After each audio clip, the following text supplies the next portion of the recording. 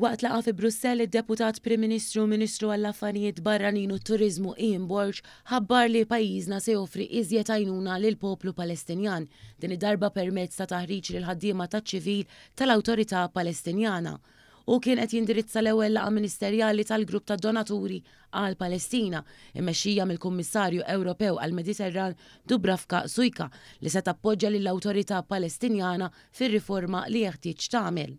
Fil-laqa kien preżenti wkoll il-Prim Ministru tal-Istat tal-Palestina Mohammed Mustafa fost oħrajn. Fid-diskors tiegħu Dr. Borg innota l-iżviluppi riċenti li saru fosthom il-Konferenza Internazzjonali tal-Ġnus Magħquda dwar is-soluzzjonijiet taż-żewġ stati, il-waqfien mill-ġlied f'Gaza u d-deċiżjonijiet tal-Kunsill tas-Sigurtà li approva l-pjan ta' paċi tal-Istati Uniti għar-reġjun.